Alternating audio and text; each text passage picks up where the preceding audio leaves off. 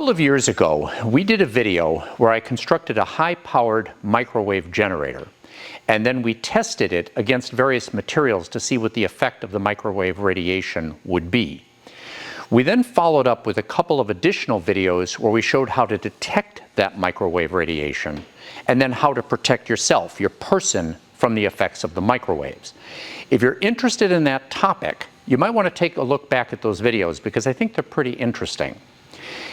Today, I've gone ahead and I've reconstructed another microwave transmitter generator, more powerful than the first one and for a completely different purpose. Now, Alex and I follow global events pretty closely, and specifically, we've been following the war in Ukraine. Now, we each have our own opinions about the issues on either side of that conflict, but that's not the topic for this video. We're going to be looking at the technology of the fight. Now, for the most part, both sides have fought this battle with conventional or legacy weapons, artillery, infantry, aircraft. But all along, there has been a role for UAVs, unmanned aerial vehicles, drones. You take them out and you outfit them with visible, infrared, multispectral cameras, chemical sensors. Then you loft them up above the battlefield to take a look at what the other guys are doing, where they are. And one of the advantages of this is the operator, the person controlling it, is not located with the vehicle. They're at a safe distance, so it protects them. All along, there has been a slow improvement in the performance of these drones. The motors, the batteries, the hardware, the algorithms. And much more recently, there's been a utilization of these UAVs to directly deliver weapons onto the heads of the enemy. But the real evolution has occurred because of the explosion in the development of commercial and consumer-level drones from manufacturers all around the world. This has substantially increased the availability of these devices as well as substantially decreased the cost. And that enters a new component to the equation: quantity. You see, even though these units are much less capable than their military counterparts, nevertheless, if you took, say, 100 of them and launched them up above a battlefield, you can hide your valuable drone, your purpose-built drone, in the crowd. In addition to that, even though these things are relatively weak and fragile, if you have 100 of them, like a swarm of mosquitoes, and most of them don't make it, if one or two of them get through and they're carrying malaria or yellow fever, you're screwed. Now, one of the limitations of these systems is the very thing that makes it safe for the operator to run them. It has to be run remotely, and it depends on radio frequency communications between the drone and the operator. And so they're vulnerable to jamming. So I went to my other son, who is a radio expert, and I said, "How would you do this?" And he said, "Actually, it's relatively easy. What you need to do is get a hold of a spectrum analyzer. This is sort of like a radio frequency version of an oscilloscope that can measure radio frequency energies of the radio frequency emissions that are surrounding the unit. And it can measure the frequency, it can measure the power, and if you get an advanced unit, it's actually able to send that data in real time over to what's called an SDR, or software-defined radio, basically a computer-controlled transmitter, that can then look at the peaks and generate a large amplitude signal at those frequencies to overwhelm or wash out the communications between the drone and the controller. And you would then send that signal through to an amplifier to boost it up, to give it enough power to do what it needs to do. Now, knowing Paul, it would work. The problem is an advanced spectrum analyzer will set you back about $10,000. And then with the radio-controlled transmitter and the amplifier, you're talking about tens of thousands of dollars of investment for a single location, a single node. And so what I decided to do is to approach this a little bit differently. You see, there's an old adage in war that it isn't the guy with the longest spear or the most powerful gun that wins the war. It's the guy with the deepest pocketbook. If I had a $1 weapon that you could reliably stop with a $1,000 defense system, I'm probably still going to win, because you're going to run out of money first, or you're going to lose support for your endeavor from your population. And so I'm approaching this from a garage mechanic point of view. How simple, how cheap could we build something that is effective? So I started a search. I started looking around the warehouse here in the shop for different components. I got an old power strip from our computer system. I picked up a switch from Home Depot, little power pack from Harbor Freight, and even a little light bulb from an old broken power supply. And while I was doing this, I had a flashback to the old movie E.T. And it's an interesting scene because this little extraterrestrial, was trying to reach his people to rescue him. He was stranded on Earth. And so he starts wandering around and scrounging around through a little suburban home, picking up what looks like junk, an old radio player and a piece of aluminum foil and a coat hanger and things that we would consider to be trash. But unlike the human beings, which have a limited understanding of the technology, his greater understanding of the technology allowed him to see in this junk capabilities that could be repurposed for his application. And hopefully I don't ruin the story for you, but he was rescued. So I was having a ball while I was picking up all of this stuff. And probably the only thing here that's really pretty expensive is the mount. This is a telescope mount that I removed our telescope from and placed the transmitter on, simply because it makes it easier for us to do the video and produce the content here. But the demand for accuracy and precision with this system is quite low. You could easily mount this on a simple tripod and just control it by hand. Now, one of the things that you'll see on here is this plastic heavy-walled container around all of the electrical components. And that is going to induce me to put on my Karen hat. This is not a toy. This is quite dangerous. As you can tell, we're doing this inside. 1.5 kilowatts of microwave radiation spread out into the open environment outside of this building is potentially dangerous. It's also illegal. So we're doing this inside of a completely steel-sided building, well-grounded, that acts like a Faraday cage to trap the radiation inside. So effectively, I've built a really big microwave oven that Alex and I are standing in right now. Now, before you think, oh, wow, they're taking another, hit for the team, it's not as much of a concern as you might think, because the internal volume from in this warehouse is about 100,000 times greater than a typical microwave oven.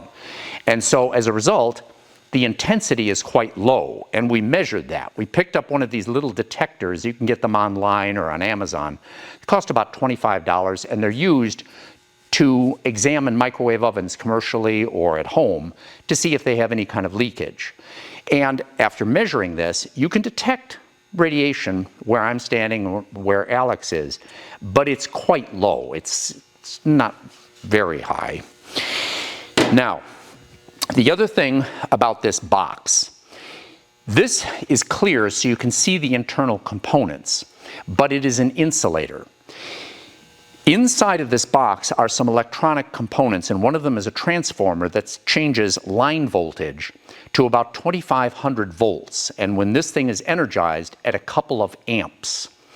This is very dangerous. If you were to touch the wrong part in here when this is energized, you could literally blow the tip of your finger off. And if you're lucky, it'll hurt like hell, because there's also a good chance this will instantly kill you. So this is not a toy. This is not to be played around with. You got to be careful when you're dealing with this. So Karen hat off. Now, the internal components here were obtained from a microwave oven, and this cost me less than a penny. I went to the local dump and I picked up 3 old microwave ovens. Despite the scratches and the dents, and one of them had a little bit of a odor to it, nevertheless they all worked. And so I picked out the most powerful, and then I repurposed all of the components and put them in here, rebuilt them in this housing. And you don't need plans or a schematic for that, because the oven itself is the schematic. You just take your time when you're taking things apart so you know how to reassemble them. Now, the heart of what's going on in here is accomplished, the main function, by what's called a cavity magnetron tube. Now, if you go on YouTube and you do research on these tubes, you'll find there's lots of different videos that explain the history, the development, the purpose, the way they operate. You can get a lot of details about them. And I'm not going to spend 10 or 15 minutes reviewing that in this video, but I'll give you just a real quick oversight. Inside the cavity magnetron is a small wire filament that becomes red hot. And when it does so, it evaporates off or boils off thermal electrons, negatively charged particles. Under the high voltage that's created, those electrons accelerate away from the filament. And whenever a charged particle is accelerated, it produces electromagnetic radiation. On either side of that tube are 2 permanent magnets that create a magnetic field between them. So as the electrons rocket away from the filament, the magnetic field causes them to begin to spiral and form a circular pathway. And because they're constantly changing direction, they're being accelerated. And as a result, produce a continuous flow of microwave radiation. This is sometimes called cyclotron radiation, or in the largest accelerators around the world, synchrotron radiation. It's actually a useful feature that can be used for research, but it also limits the capabilities of those accelerators. Because as they try to push those particles to higher and higher velocities, they're producing more and more electromagnetic radiation that is taking away energy from the particles. So they constantly have to feed electric power into the grid. So it's a limitation. For us, it's the purpose. Now, the microwaves that come out of here are being directed this way. In a typical oven, you want them to distribute evenly through the oven to heat your food and not have any hot spots. But we want the energy not to be localized right in front of the magnetron. We want it to be way down range. Microwaves are kind of interesting. If you have radio waves like AM radio waves, microwaves, light, they are all exactly the same thing. They're electromagnetic radiation. Nothing more, nothing less. The only difference between them is the wavelength. For example, in AM radio, the wavelengths can be so long that it can be a kilometer between the different peaks or the individual peaks. Light, on the other hand, has a wavelength that's 1/2000th of a millimeter, enormously shorter. And microwaves lie in between, in the centimeter range. Now, my background in lasers and optics makes an intuitive understanding of the propagation and the directionality of low-frequency radio waves difficult to get my head around. I always think of it as kind of strange, almost a little bit like magic. Microwaves are a little bit easier to sort of visualize. They can be absorbed. They can refract through a material.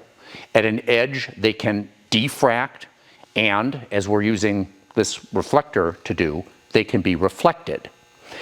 The only requirement for this reflection is that the material that's used has to be electrically conductive.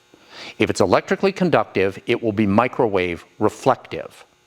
So, to try to get the energy as far downrange as possible, we're using what's called a horn antenna. And these come in a variety of different shapes and sizes. You can get them that they look like a radar dish or a solar cooker, round or hemispherical. They can also look like the bell nozzle in a rocket engine, sort of curving. And they can be rectilinear like this. They don't even have to be symmetrical. They can be narrow in one direction, fat in another direction, depending on how you want the energy to propagate. In our case, it's symmetrical. Now, one of the interesting limitations of these systems is that They not only direct the energy, but they also act as a coupling interface to get the energy out of the magnetron and into free space. If they have a very broad angle like this, they will couple very efficiently. Very little of the energy gets reflected back into the tube to create more heating and less output. But the energy will be dispersed very, very quickly, and so you don't get much range. If they're very narrow, you get great directionality, but low coupling efficiency. Turns out there's a sweet spot at around 15 to 18 degrees half angle, or 30 to 36 degrees included angle, that gives you really good coupling and really good directionality. This is 30 degrees in full angle. Now, the other component is length. How long do you make it? For a given angle, the longer or the shorter will have no effect on coupling, but it will on directionality. The longer you make it, the more directional it is. The only downside to that is it becomes bulkier and heavier. When we tested the system originally with its small brother, it worked, but the distance or the range was more limited, so we went bigger. And you can go as big as you want, but ultimately it's going to become too bulky and difficult to move. We used aluminum, and I'd highly recommend that. It's electrically conductive, so it reflects, but it's also easy to machine, inexpensive, and lightweight. To fabricate this, all we did was cut some triangular pieces out of aluminum sheet. Then we cut the top off, or truncated it, so that we could weld this down to a plate that allows us to couple it to the cavity magnetron.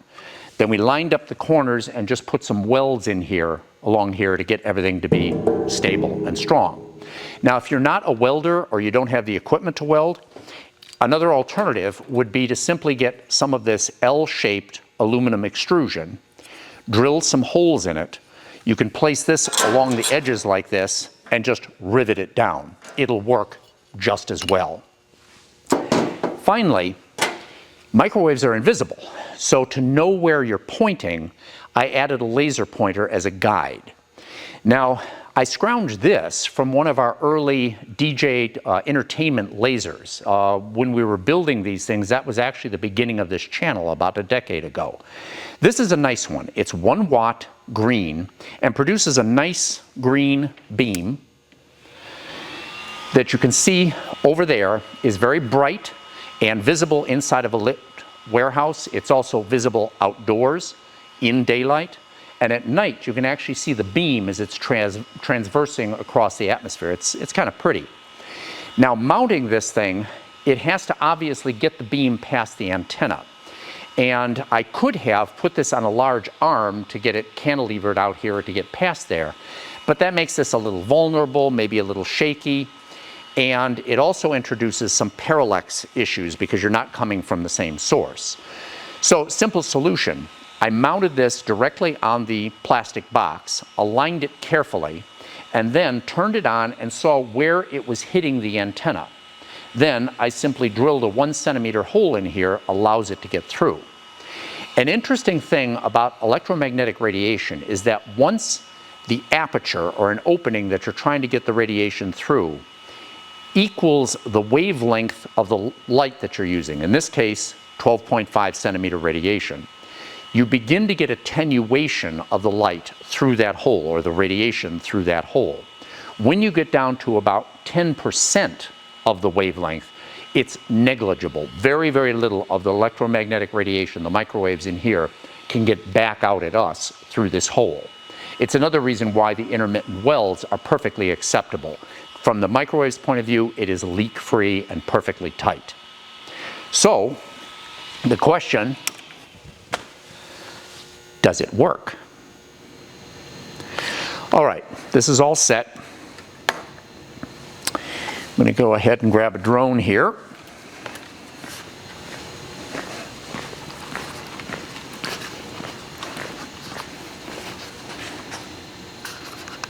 I'd put it on the ground first, but that'll probably work fine. Okay, like that.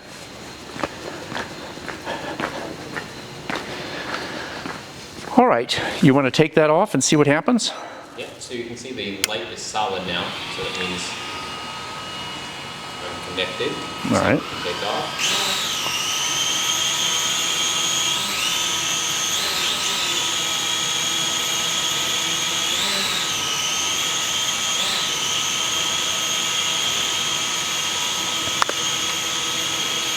And I can just sort of keep it here. Yeah. All right. Firing the microwave in 3, 2, 1.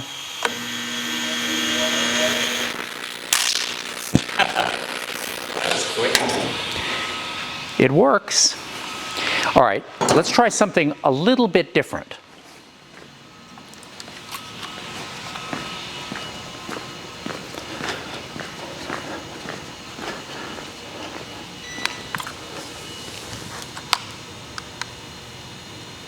And the other one's off, right?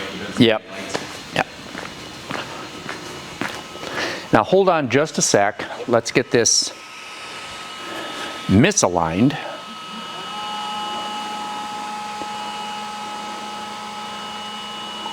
Okay. All right. Go ahead. Can take off? Yep. All right. Connecting. Connected.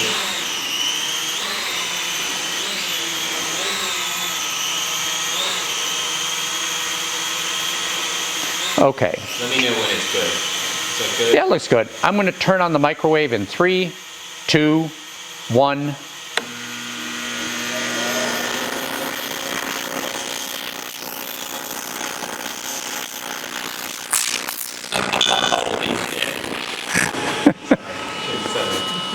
Yeah, you shouldn't have.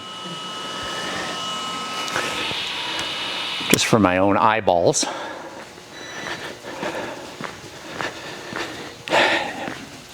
Now, there's an interesting thing about this that I was pretty surprised about. If these things aren't damaged with the fall,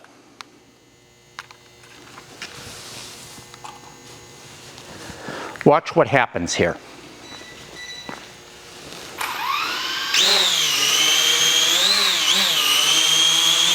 See? It's still working. You can go ahead and land that.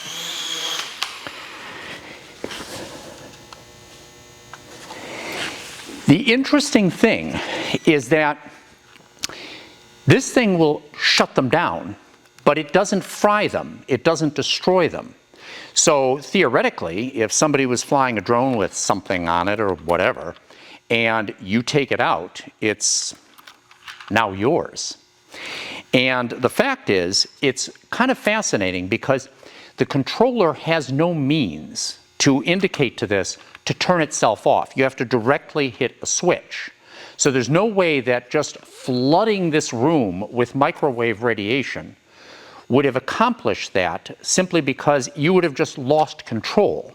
And this thing would have sort of flown off to the side, hit the box where its friends or its big brother is, and it would just sit there and buzz and whir and buzz. It'd be on but uncontrolled. That's not what happens. This thing shuts them down. Now I think what's happening is that inside of here is a PCB with a bunch of electronic components and microcontrollers in it. There are also wires to the motors, wires to the battery, and all of those wires act as antenna. And they can pick up the microwave radiation and convert it to voltage spikes, which are sending signals in there that it doesn't understand, it can't figure them out, it confuses it, and the whole thing just shuts down. The reason I think that's important is because, number one, that's why this will work on drones that are communicating on a frequency that isn't the same as this frequency of 2.5 gigahertz. Let me show you.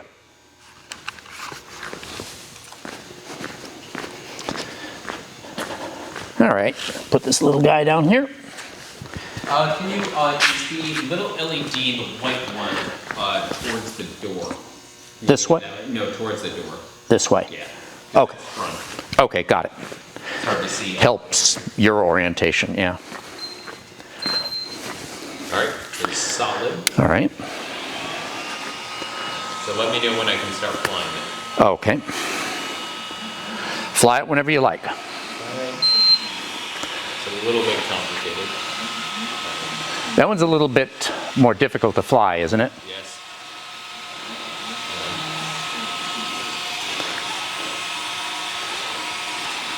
Just give me a second. Sure.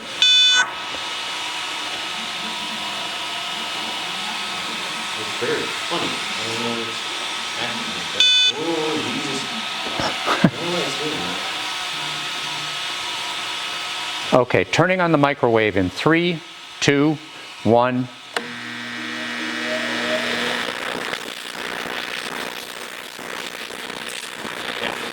Still works. Yeah. Took a little bit longer, but it's. Yeah. Well, the reason is that that is actually operating at a different frequency. That's at 1.6 or 1.3 gigahertz. So that means that this thing should be usable for a variety of different drone frequencies. You can't run it at something other than 2.5 and get away with it. It will still knock them out of the water, which is kind of a neat feature, because not only do you destroy them, but you don't have to be selective. You don't need the spectrum analyzer and have to do a lot of very fine tuning. You just basically send them voltage spikes and it turns them off, which is kind of cool. Now, I was really pleased with this. We were experimenting with this. This cost almost nothing. It was super easy to build, and it is clearly very effective. It will also work at a much longer distance than we're demonstrating it, although I'm not going to tell you how I know that. Now, when we finished this, we went to dinner a couple of weeks ago with Chris. You might remember him as the co-host of the video that we did a couple months ago on the laser-based drone killer. And we explained what we were doing and how it worked, and he was disappointingly unimpressed. He was like, yeah, that sounds kind of interesting, it's pretty good, but I think the future is not going to find many drones vulnerable to this kind of approach. And we were both kind of looking at each other, and he said, have you ever heard of fiber drones or fiber optic drones? And neither of us had. And my first thought was always talking about these hybrid optoelectronic circuits that include lasers and detectors along with the microprocessors that are used in some high-end electronics and computer equipment because of the very high communication speeds available by harvesting light as well as electromagnetic signals through the wires. And he said, no, it's nothing that complicated. I'm talking about literally fiber optic coupled drones. You see, in large data centers and server farms where they have huge numbers of computers that have to interconnect at terabyte per second kind of communication rates, they've moved to optical interconnects. And so there's been a rapid development and improvement in these small little transceivers that can be placed on either end of a fiber optic hair-thin fiber and can communicate at very, very high data rates. They're also very lightweight, and because they're made in large quantities, they're very inexpensive. And so what these clever drone operators have discovered they could do is they entered into the drone itself, and they can remove the radio frequency transmitter receivers and replace it with this optical transceiver. The optical transceiver is then coupled to a fiber that is held in a small cylinder about the size of a can of Coke that hangs below the drone. And then out of the end of the cylinder is a small pigtail of little polyethylene tubing that acts as a guide. The other end of the transceiver is in the controller's hands. And so when the drone takes off and begins to fly away, it's literally paying out this fiber behind it. It's leaving the fiber behind across the buildings, over the trees, around rocks and any kinds of debris, and will continue to communicate with the drone at very, very high data rates, far better than the radio frequency. It's completely immune to electromagnetic interference. And by going into the drone to install the transceiver, there's an opportunity to wrap a lot of the components in aluminum tape or aluminum foil that can protect it from this general purpose type of electromagnetic interference. Also, that spool that hangs below the drone can contain up to 30 kilometers of hair-thin fiber, so they can operate at a substantially longer range from the controller than you can with the radio frequency systems. The cost of these things is about the same as the cost of the drone. It's about $1,000, and obviously it's a one-use application, but depending on what you're doing and how much you need that drone to get there, it may be worth the additional cost, but it's not prohibitive. As soon as we heard this, both Alex and I started brainstorming. We're like, okay, how can you get rid of this thing? Do you launch other drones to try to chop the fibers and do all this kind of stuff? We were coming up with a bunch of ideas, and actually Chris had a really good idea. It's good enough that I'm not going to share it with you here. But personally, I think the best approach to this type of evolution of drones is not to deal with the fibers, because as you can understand, the fiber is going to be closer to your enemy than the drone itself. So you're going to risk people or you're going to risk equipment trying to cut through this fiber. I think the best solution is going to be to do what we did in the previous video, which is the laser drone destroyer. Go after the target.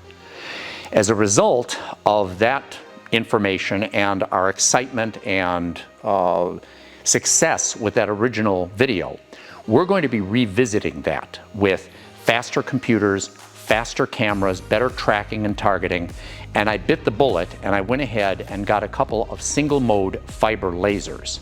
These things are spooky, and with that kind of capability, we may be able to take out the drones directly at the location that we're trying to defend and not have to worry about the fibers. In addition, in researching this topic about the fiber lasers, I looked at a lot of papers from major developers, Raytheon, Rafael, Lockheed Martin, and nobody seems to have come up with what I think is actually the best, the most efficacious way to use lasers to remove large numbers of small targets like drones. Most of them just seem to follow the mantra of more power. If it turns out that the method that I've come up with is effective, you're going to see that method for the first time when we redo the laser video. So we'll see what happens. But I want to thank you very much for watching. This was kind of interesting, cost me all of about 40 bucks, and it is effective. And if you like what we're doing here, please subscribe. If you have a suggestion or question, put it in the comments below the video, because I read them all and I try to address as many questions as I can. And if you like the kind of stuff we're doing here, help to support the channel, the best way to do it is through Patreon. And we're going to be also providing some additional content on Patreon as a thank you to the people that have contributed and helped to support the channel. So stay safe, but have fun, and we'll see you soon.